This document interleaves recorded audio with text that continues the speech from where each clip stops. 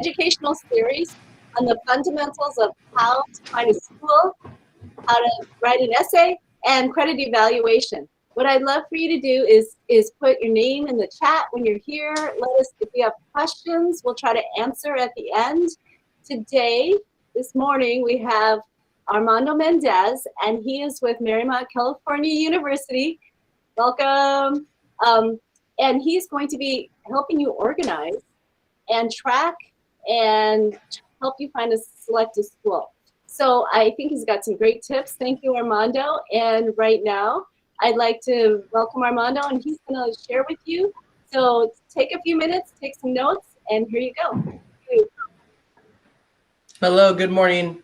So I'm in the middle of trying to download the presentation, which I'll give in just a minute. To begin, I just want to introduce myself and thank Study in the USA for this opportunity. I always enjoy these events, and I love that we always try to center them around questions that students have to make it easier for them in their process for choosing a school and what they have to do to prepare for that. So, opportunity.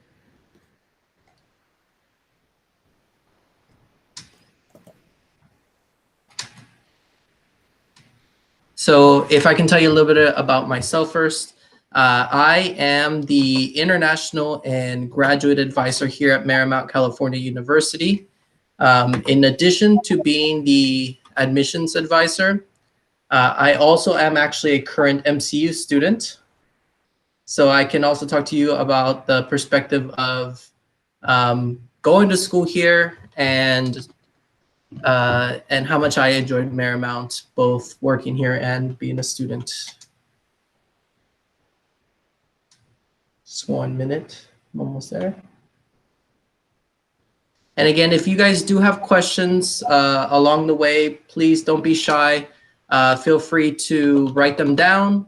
And as soon as we can, we will get to your questions at the end. We will have a little Q&A session for everybody.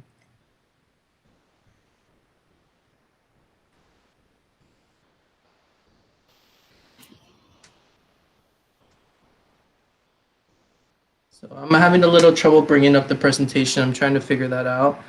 Min, while I do that, would you be able to explain some of the other fundamental presentations that we're going to be having over the next couple weeks?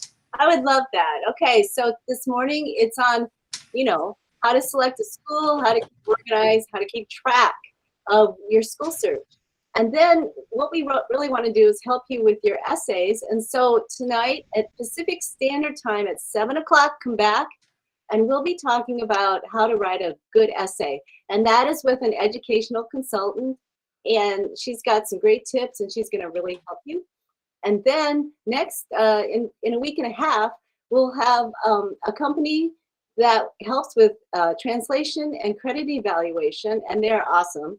And you're going to really enjoy that because that will really help you as you're trying to send your transcripts to universities, and they can help with that credit evaluation.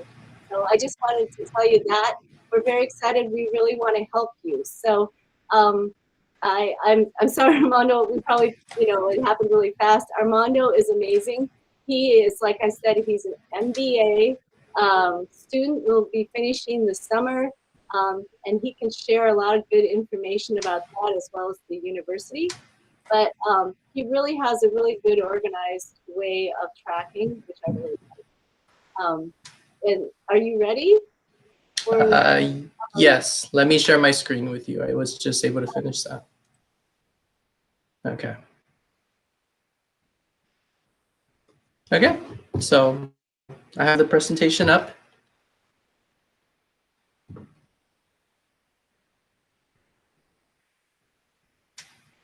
Okay, so I hope you guys are able to see my presentation here.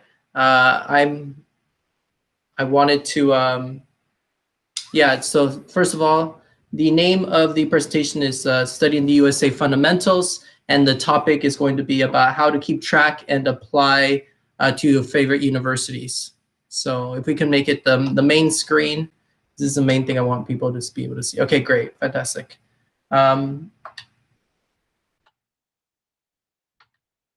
Okay, so again, myself, I am the International and Graduate Admissions Advisor here at Marymount, California. I'm also a current MBA student, and this summer I will be graduating as soon as I finish my capstone project, which I'm very excited about. You have my contact information, which we'll provide throughout the presentation. The topics I'm going to be covering include intro to Marymount, California, because I want you to know a little bit about my university and where it's located and what programs we offer and things like that. Then I'll be diving into differentiating between different universities that you're looking at and how to compare them and consider which ones you want and which ones you don't. I'll go into how to keep track of individual school requirements, which is a lot of the topic that I speak of today, because it's very important for you guys to be able to have some kind of technique or strategy to take on all of this information, and when the time comes, know how to apply to universities. Then I'll go a little bit into the Common App versus individual school applications, followed by the application and visa process for students who are a little overwhelmed at what they're going to have to do in order to apply to a university. It's really not that difficult, and it's just about staying organized, really. So, intro to Marymount, California University. I don't know if anyone here has ever had a chance to visit Los Angeles. We're a very beautiful school located on the coast overlooking Catalina Island. So we offer the best of both worlds in terms of the huge economy and entertainment industry of Los Angeles. But at the same time, we're located on the corner of the city near the ocean, where it feels very peaceful and it's very safe. Who we are. Above all else, we're a very small private university, which is important to know. We are a Catholic university as well. Culturally Catholic. We started off as an all-women's high school a long time ago, and in 2010 we became a four-year university offering associate, master's, and bachelor programs. We're one of the safest colleges in all of California. Just about 20 minutes, 30 minutes from downtown LA if you don't hit any traffic. Today, unfortunately, I hit more traffic than I've seen in a long time, so I was a little bit late, but we are a very good university for students to go to. We do get a lot of international students. They do make up a large percentage of our population, and I believe the reason being that if you're coming from another country and you're not just worried about what you're going to study, you're worried about cultural norms, language barriers, things like that, being away from your family for the first time. Those are all things that you're going to have to deal with in college. And if you go to a small university like ours, everybody's going to know who you are. We are less than 700 students total, so your professors will know you by name. Your career counselor is going to remember you every time you walk in the door. I will be with you the entire time from the moment you inquire information to the day you graduate. You can always come to me for information, or your parents could come to me. That's what we offer you. We offer you more attention than a typical university, which is why I believe so many students do well here when if they were to go to bigger universities, and some do at first, they then transfer over, and we help them a lot more because we give them the attention they actually need. So I've already spoken a little bit about how small we are and how much resources we give to each individual student. We also try to incorporate real-time learning into your education, so that if you're in accounting and financing, you're actually trying to incorporate business plans into what you're doing, so that when you graduate, you have a portfolio of work you can show. And we always try to encourage students to go out and try to get internships and job opportunities, because we don't want you to just graduate with a degree. We want you to graduate with a plan of what comes next and the experience and resume and network necessary in order to do well post-graduation. We guarantee that you will graduate in 4 years here because of the resources that we give you. So as long as you're a student doing what you need to, we will give you the resources you need to graduate on time, which most universities don't offer. And again, I talked a little bit about the location, but really I can't explain enough how much the location of where you're going to college actually affects your overall happiness. And I'll go into that in just a minute. So again, we are in Southern California. If you're not familiar with the United States, California is on the West Coast. It's the most popular state, has the highest levels of students leaving their home state to come to California and study. And Los Angeles is a prime location with very many beautiful schools, large schools, small schools.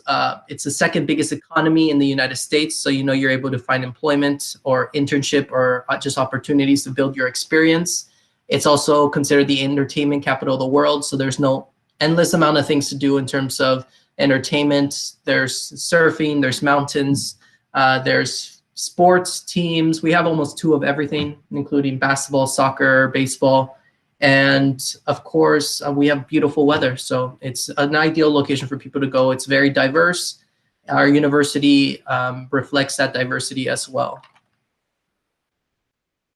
If you're not familiar with the city of Los Angeles, this is sort of a little map showing you some of the important places. Our school is located down here in the beginning of what is called South Bay. Downtown Los Angeles, where I just came from today, is up here. All you really have to do is take one freeway, 110, that drops you off here. It takes about 25 minutes to get to downtown, about 25 minutes to get to the airport, and about 25 minutes to get to Disneyland. So it's ideally located. And Los Angeles, yes, it's a very, very, very big city. Academic majors. A lot of students tend to choose their universities based on the programs that they offer, which makes sense.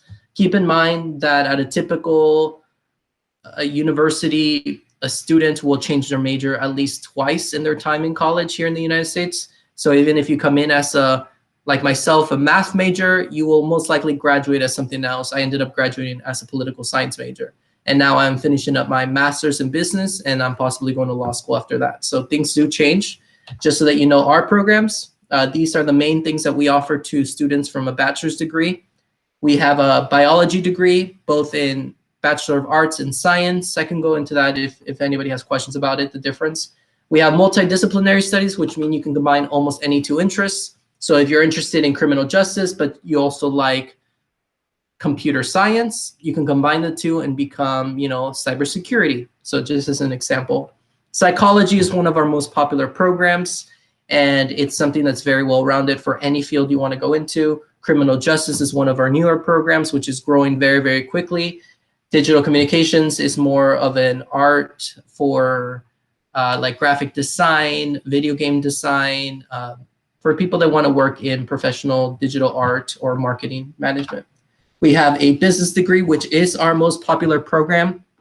And even just within business alone, there are multiple concentrations, whether you are more interested in marketing or financing and accounting or analytics or sports management, management in general, entrepreneurship. There's just a lot of different options within business because it is at least about 35% of our students study business here. There's a marketing degree, a management degree, and then an accounting degree for people that are more numbers-based and are good at math. In addition to the programs that we also offer a master's degree, which I didn't create a slide for, but if you do attend school here, you can get your master's degree as well in one extra year. And it's a master's in business administration program, which I'm in. And that kind of sets you up for whatever you want to do in the future, so that you're not just applying to entry-level jobs, but you're applying more to associate or director positions, which I'm looking to do in the future. The university being so small, we do give you a lot of resources also outside of academics, making sure that you're having fun, making sure that you're going on trips to sports games, Disneyland, Catalina Island. We go to concerts. We set up events here on campus, whether it's academically centered or if it's just fun, like prom night or laser tag, concerts on campus. We do a lot of things to make sure our students have fun. And with such a small population of under 700 students, we're able to organize these events. And if we go somewhere like to see Beyonce, which we've done in the past, your tickets are always discounted. Or if you go to Disneyland, you pay maybe a fourth of what you would pay if you were to go on your own. Plus you get to go with all your classmates. So it's very cool. We do things almost every other week. The last event I know of that we did was going to horseback riding a couple weeks ago, which was very, very fun. I didn't get to go, but I saw pictures and I heard about how great it was. The last thing I want to talk about really quickly is in terms of what we offer in housing. Housing is a very important element. Most people don't think about that when they're applying to colleges or looking for universities. This is where you're going to spend the majority of your time in college. Not in the classroom, not on campus. It's really just in your dorm room, in your space, private space, studying, doing your work, sleeping, eating.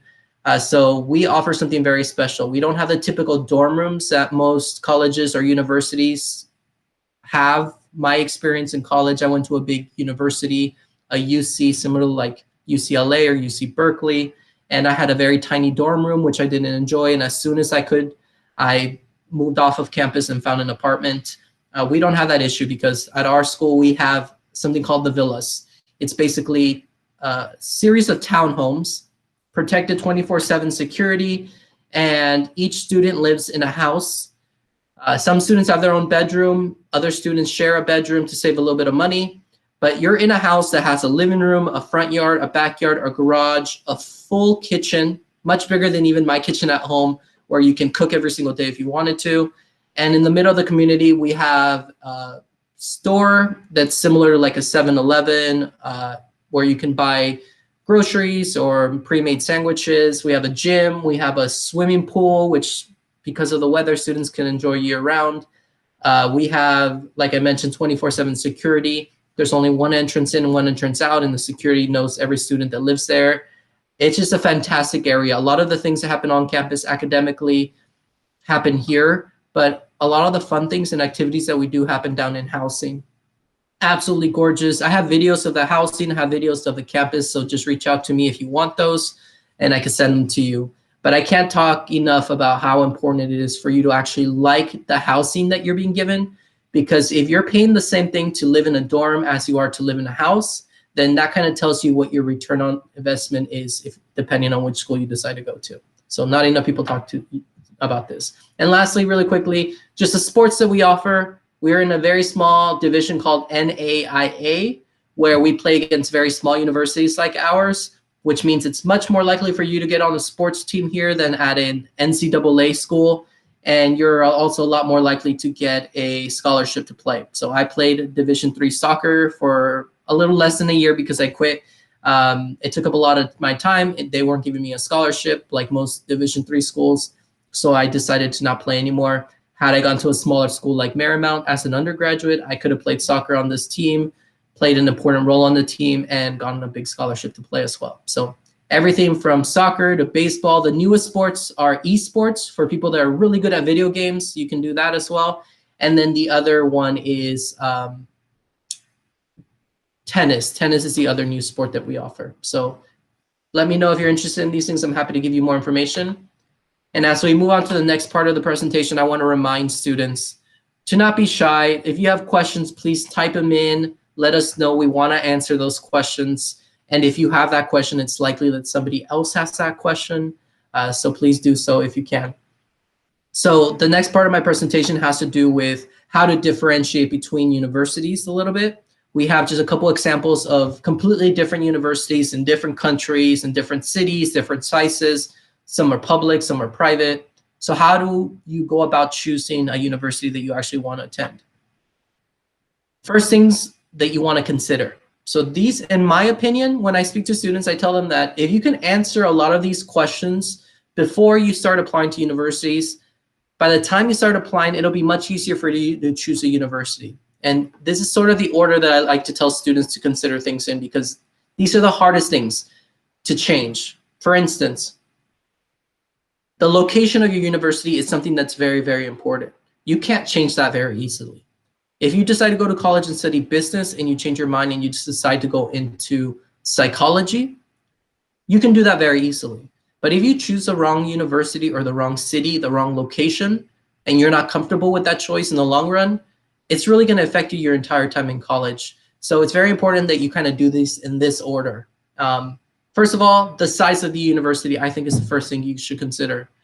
You know yourself as a person. You know that if you're someone that needs a lot of attention, someone that asks a lot of questions, someone that wants to build a relationship with your professor so that they mentor you and help you, someone that wants to raise their hand a lot, someone that wants to stay after class and talk to your professors and have that kind of connection, someone that's going to need a lot of resources like help finding a job, tutoring, academic advising. The size of university affects basically how successful you're going to be in school. I went to a very large university as an undergraduate with 30,000 students. I did not think about this. I came from a very small high school. So when I went to my university, which I chose because of how beautiful it was and because of the programs they offered, I realized that I wasn't doing very well at the beginning.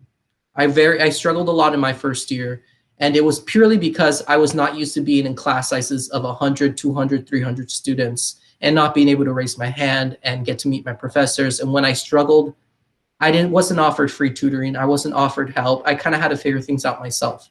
There's a lot of great things about large universities, like name recognition, lots of programs that they offer, big sports teams, large, beautiful campuses. But there are things about smaller universities like Marymount that are going to help you academically more if you need that help. So choosing the size of university is important. And if you decide I want to go to a very small school, you've already eliminated most of the options out there because most of the universities are quite large. So this is a good place to start. If you can just decide, how much help do I need? Do I want to be in a classroom of 15 students like at Marymount?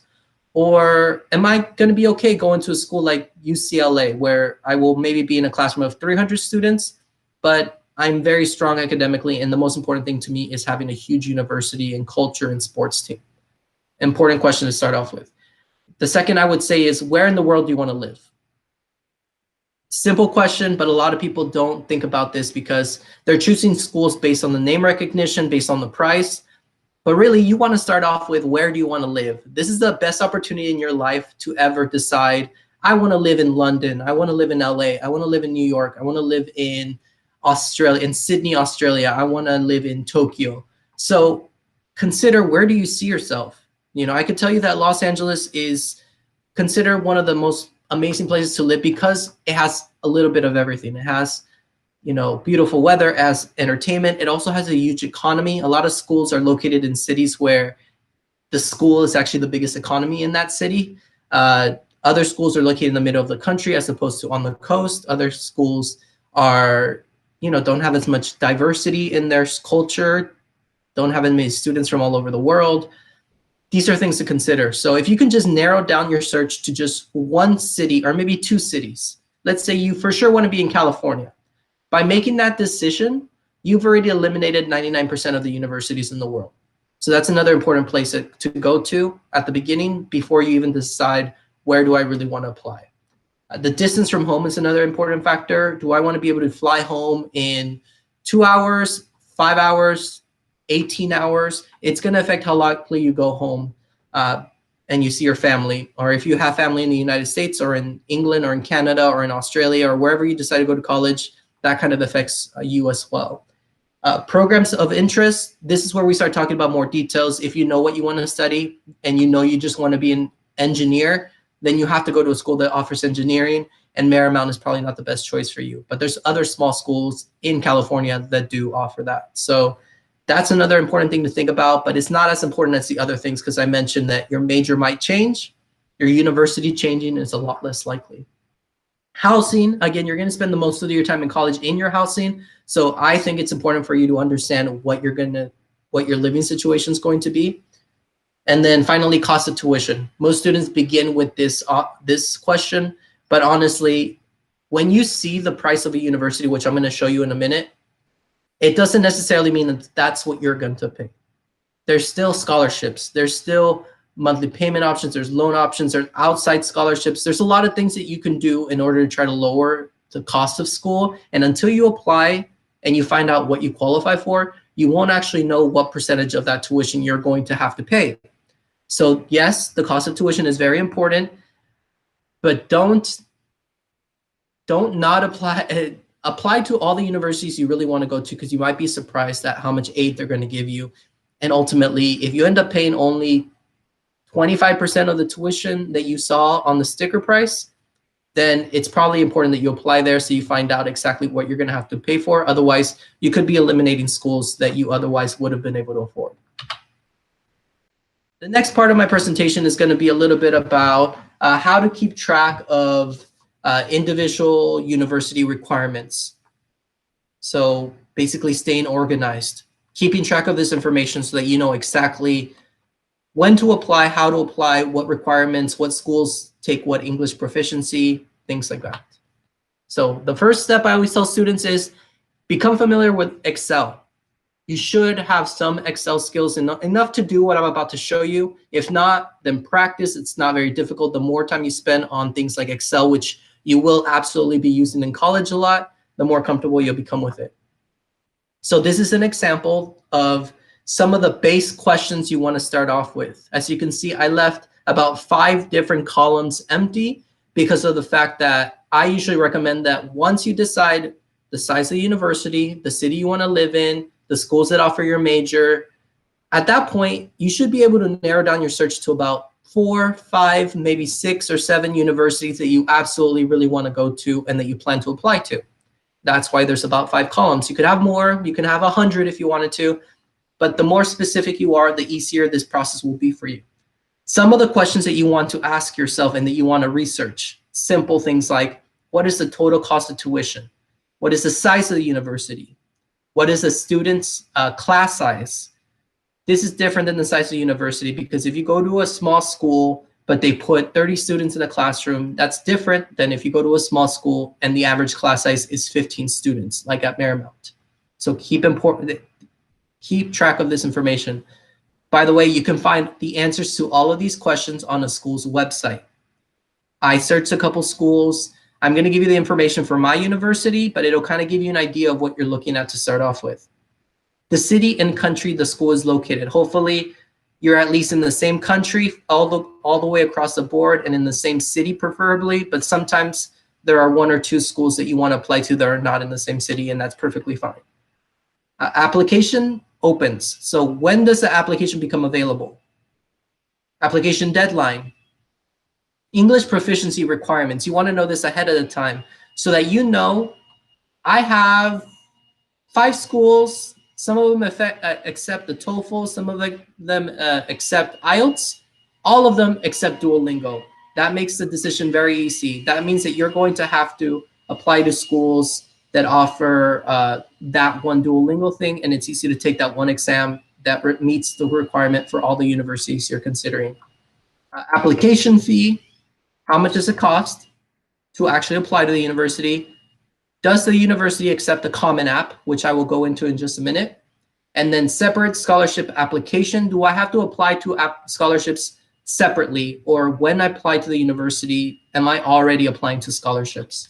And lastly, if you're interested in other things, you can add them. Things like sports teams, programs they offer, all valid questions you want to know about a university.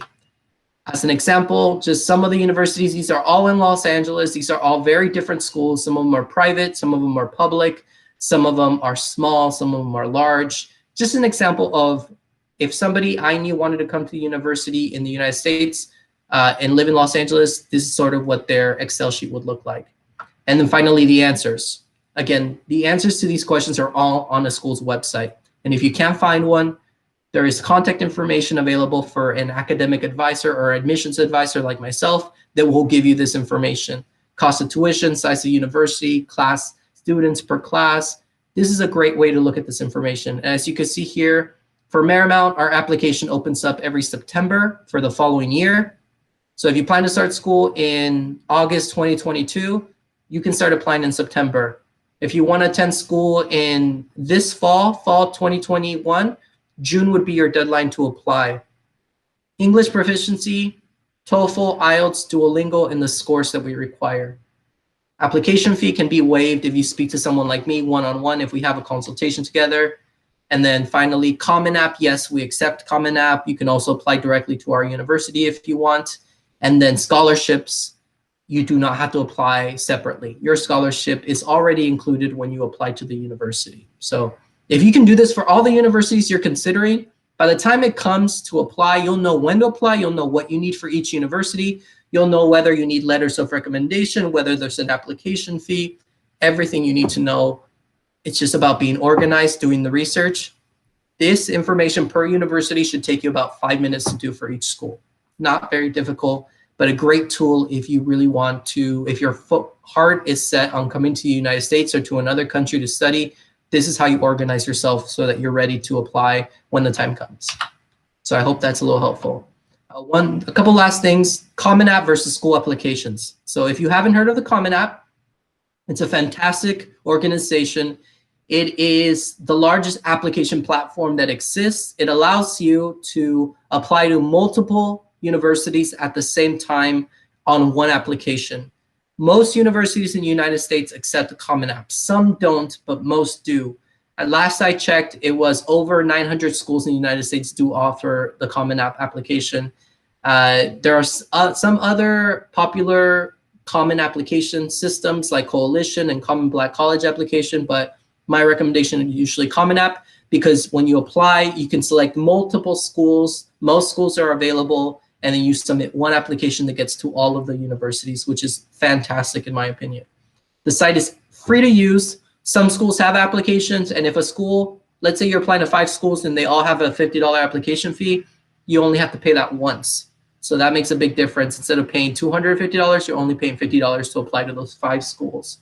And it differentiates a little bit between first years, transfers, so you know which application you're going to need. Typical university application. This is my university homepage. As you can see at the very beginning, when you enter our school webpage, it gives you the option to apply, which will send you to a screen that starts asking you to create a profile and then starts with the application process.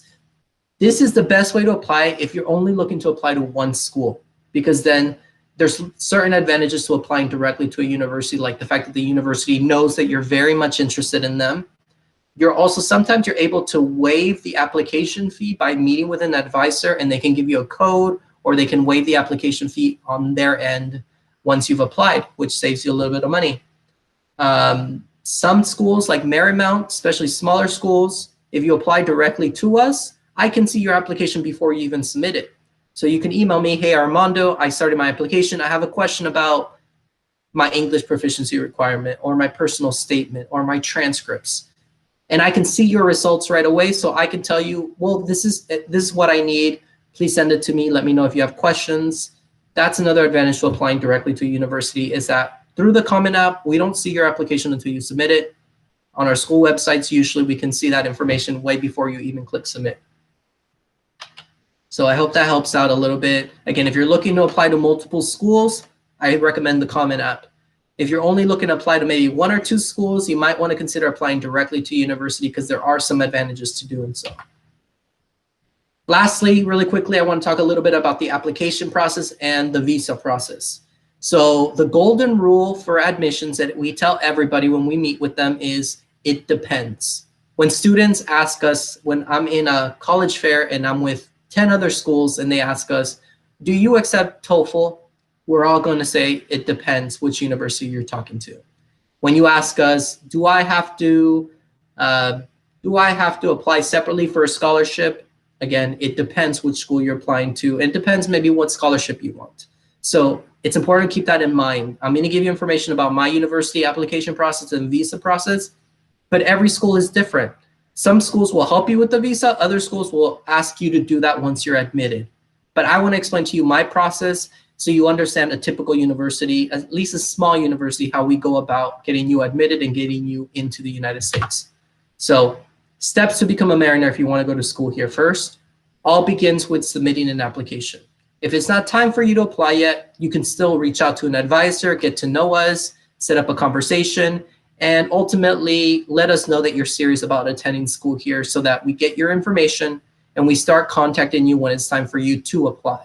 So once it's time for you to apply, submit an application so that we know you're interested, and we will get back to you and let you know if your application is missing anything. If you are missing transcripts, or if your English proficiency didn't meet our requirement, we will let you know, because we're a small university and we take the time to help our students. Every school is different, of course. Some schools, if you don't apply correctly, they might not accept you. They might never let you know that.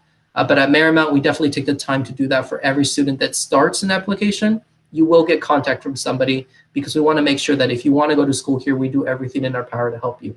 But it all begins with applying.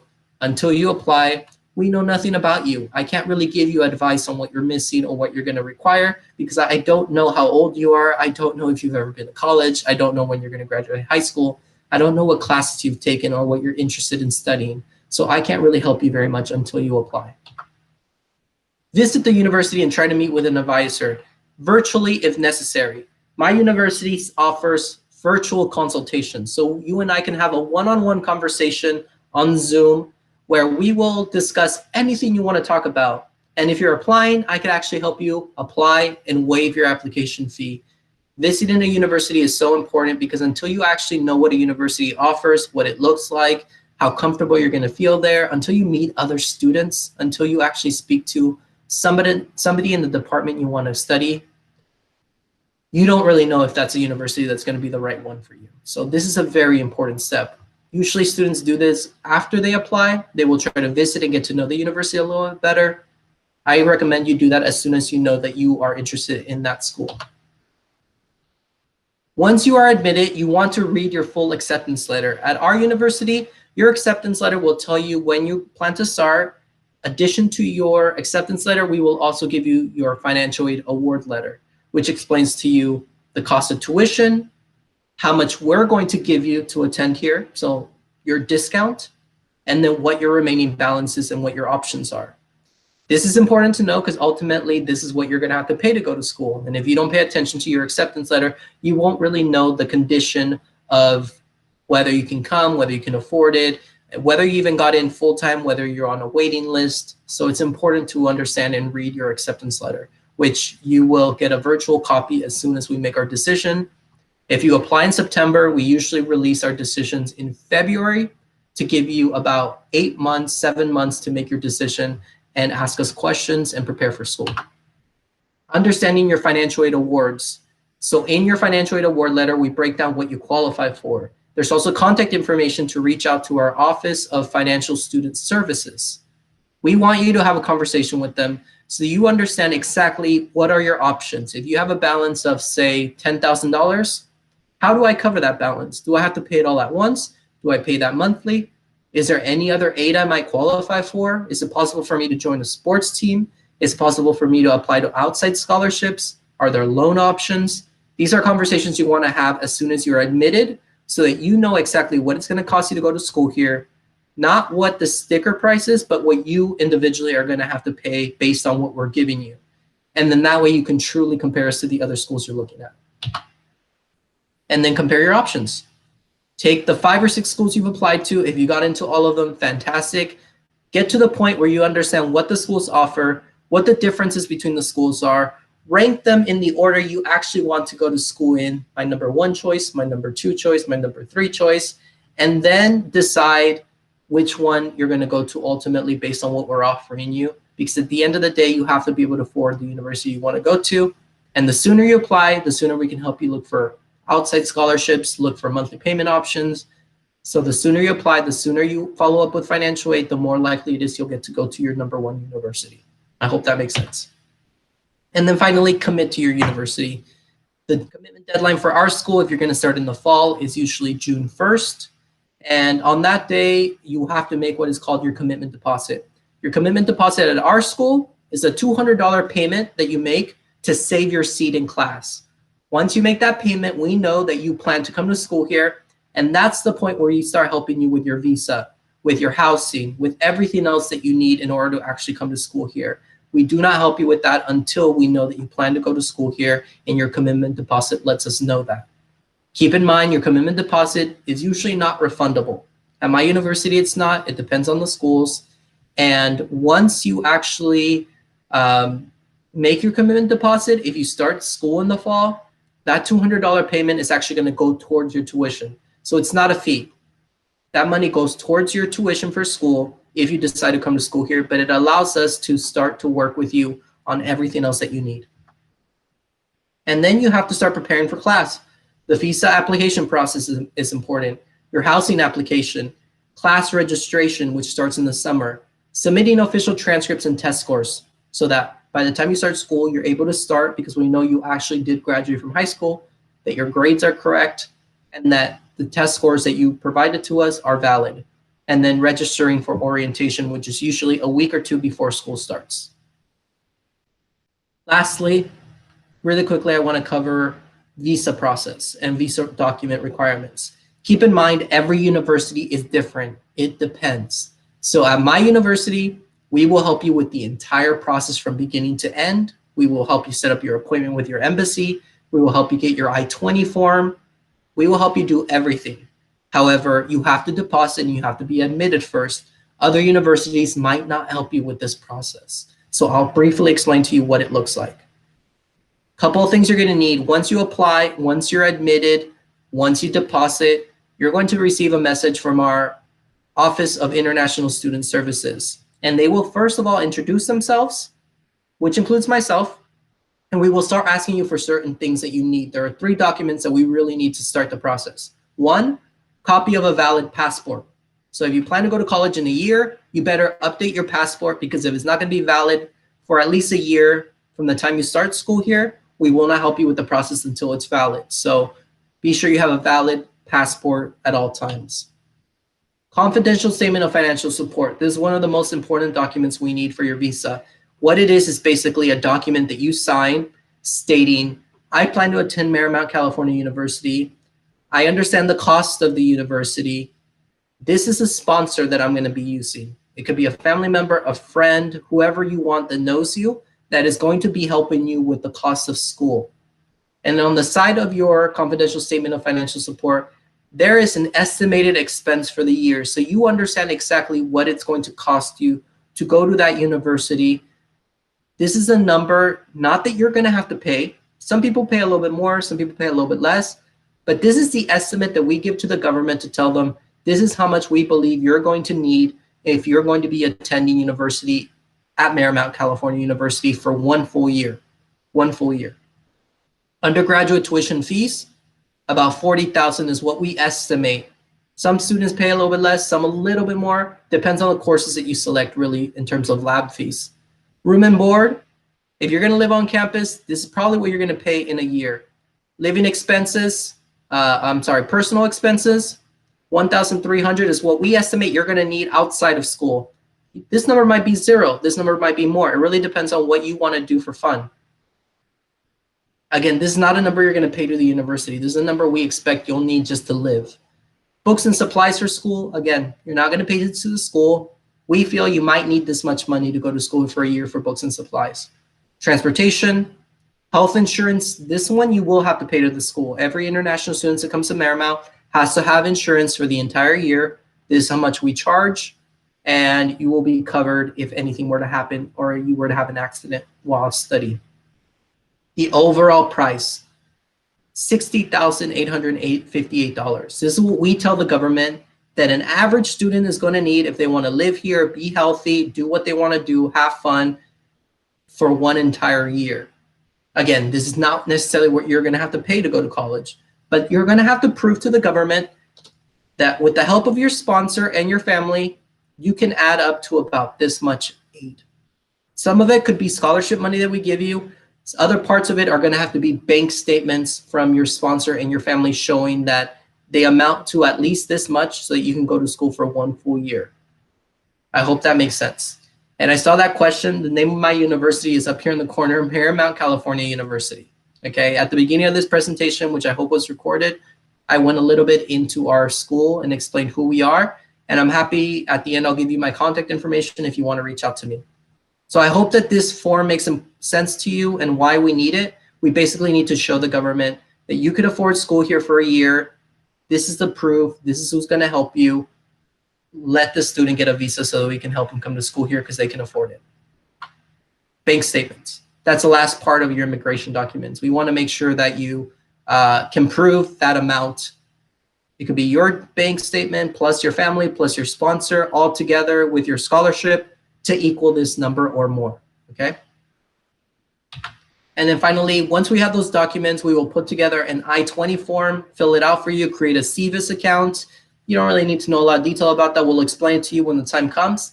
And then we mail that CVIS form to you along with a copy of your acceptance letter and a copy of your documents so that you can set up an appointment with your embassy and you can try to apply for a visa. The more time that we have to help you with this process, the more likely you are to get a visa. The average student usually takes between 4 to 6 weeks to go through this entire visa process. Right now, with the way that the embassies are, it's going to take a little bit longer. However, we are aware of that. We're trying to help students. And last year, we weren't able to offer F1 visas because we were completely online because of the pandemic. This fall, we are going to be back in person, and we are offering visas, and we've already started that process for students that plan to start school here in August. And then if you are a transfer student and you already have an F1 visa, we would have you provide those 3 documents plus a CVIS transfer verification form, letting us know and letting the government know I'm going from this school to this school. Please don't cancel my visa. Just transfer my account from one school to another, and we'll walk you through that process. And that's about it. I hope I didn't go too fast for anyone. I know it's a lot of information. I gave you guys the most important things that I feel you need to know, but this is sort of an overall wrap up of how to consider preparing for school. It's really not that difficult. It's not that scary. I know a lot of students that don't apply to international schools just because they think it's too hard. But after this presentation, I hope you guys realize that it's not that difficult. It's a matter of motivation. If you have the motivation, you can find a way to attend school abroad. We will do our best to help you. It just starts off with staying organized, keeping track of the schools you want to go to, and then going from there. Okay. So I wanted to bring back our host, Miss Mim, and we can hopefully go a little bit into the Q&A session. That was pretty amazing. It was so thorough. Thank you. My pleasure. Yeah, it's been fun reading the comments, and students want your presentation. I think because you gave such a thorough, explanation of what to do, and I love how you said, okay, this is the process. You're applying, and these are the steps. So thank you. Perfect. Really quickly, I just want to ask if you guys could put on my thank you page, just because it has my contact information, so that while we speak a little bit longer, students can take it down if they want to reach out to me. But yeah, go ahead, continue. I'm sorry for interrupting. No, that's fine. Yeah, Ken, how about if you do this? Ken wants your presentation. Can you email Armando at aid? Yes. Yeah, can you? All you have to do is write down my email address, send me an email, let me know that we met here today, and I will send you whatever you need. Okay, cool. So, students, do you have any questions? You talked about the Common App, and we had that question. I love that students are listening. Humberto has a question, and it's in Spanish. Are you able to see that? Let me see, Humberto. It says, los cursos son gratuitos financiados por el gobierno de Estados Unidos. Okay, so the question is tuition free, basically? Is it covered by the cost of tuition? Is the cost of tuition covered by the government? No. So it's important to know that the differences between public and private universities is not that the government covers the cost. Public universities are just funded by the government, but you still have to pay out of pocket to attend them.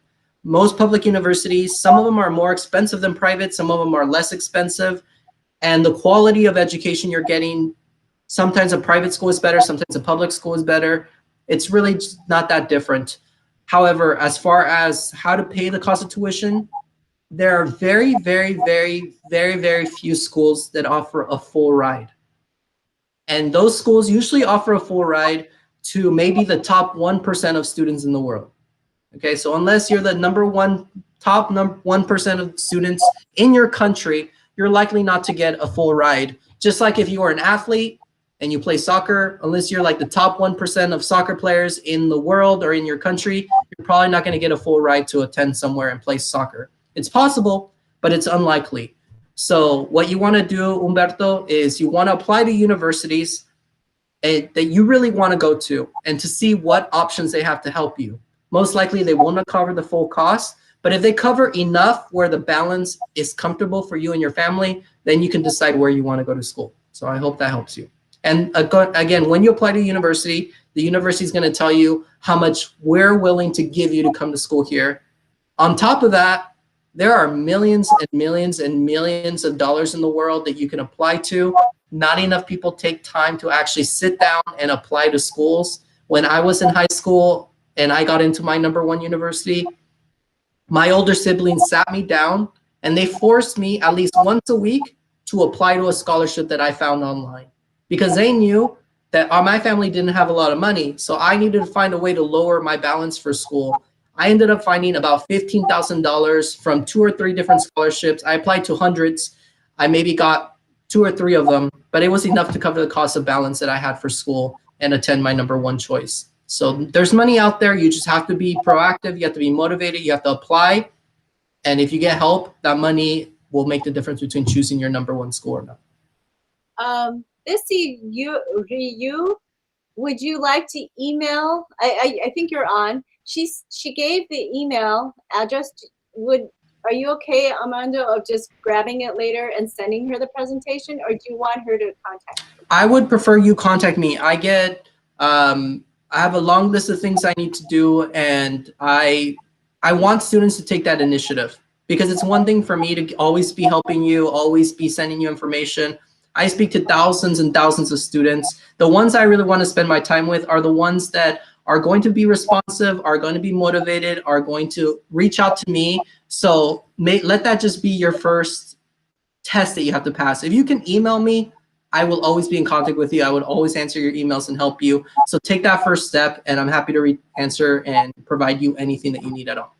And it sounds like, Bessie, since you're on our Study in the USA page, you're listening to it, you're already motivated. So please contact Armando. Can you put that slide back up? Yes, of course. So we're going to put the slide back up so you can see his email again, and it's his contact information.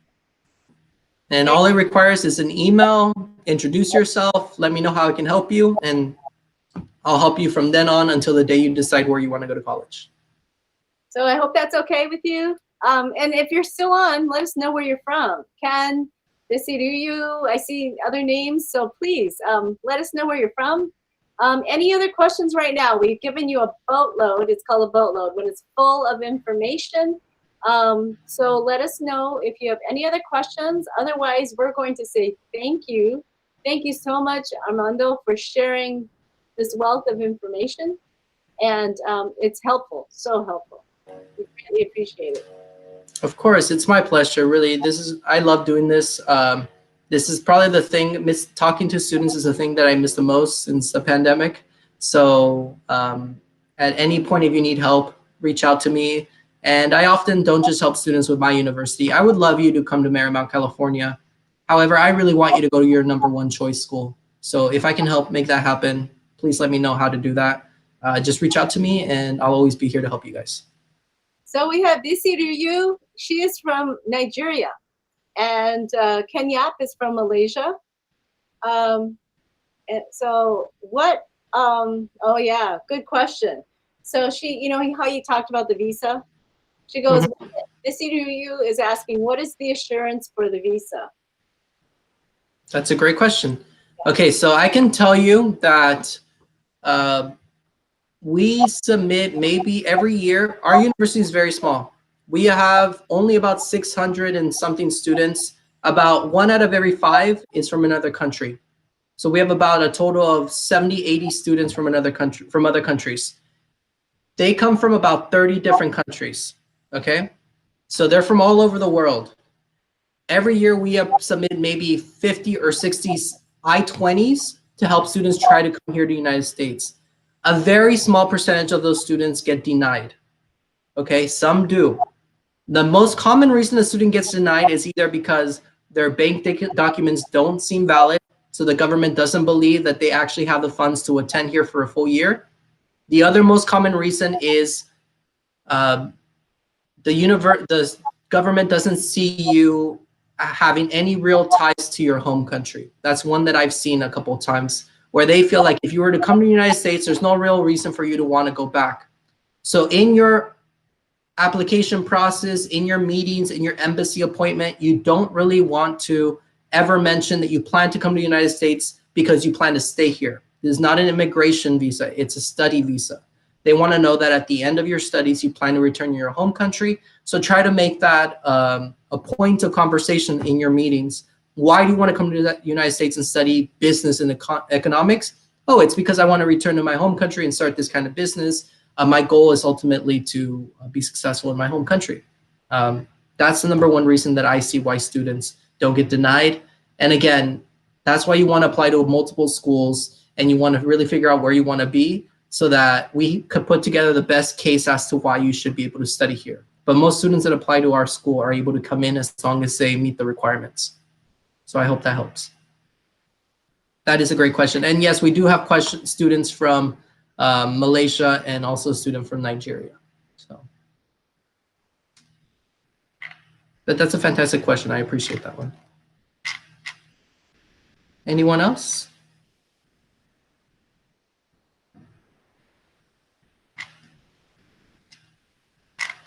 Okay.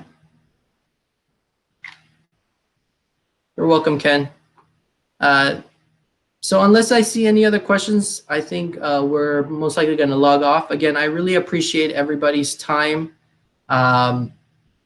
Let me know how I can help you. I don't just want to help you come to Marymount. I would love if you came here. I think it's a fantastic school. I myself am about to graduate as a graduate student, but I really want you to go to the school of your choice. And if that's Marymount, then fantastic. If it's not, then let me know how I can help you. Okay, so I don't see any more questions. Okay, book. So do we get to book the visa appointment? Okay, so once you will get an instruction of how to step-by-step go through the visa application process, but it begins with getting admitted, depositing, and providing those documents to us. And then we will send you a packet in the mail via FedEx with your I-20, with your acceptance letter, and with a list of instructions on how to actually set an appointment with your embassy, how to go through that process, what fees you have to pay. All the information that you need is on that form. Other universities might not help you with that process as much, and you might have to figure it out yourself. But small universities like Marymount help you step by step, and we're there to help you. We even, as much as like contact you before you leave and once you get to the airport here. So we're just very helpful in making sure that you get everything that you need. Okay. Well, I think that's it for now. Again, thank you for your time. We've been speaking for about an hour, so my throat's starting to give out. But I appreciate your guys' time, and I hope to hear from all of you. Just send me an email and let me know how I can help you. I think you're on mute, Mildred. I can't hear you. Thanks, Armando. Thanks to all the students who join in. And for more information, you can email Armando Mendez at amendez@marymountcalifornia.edu. All right. Thank you so much. Bye, everyone.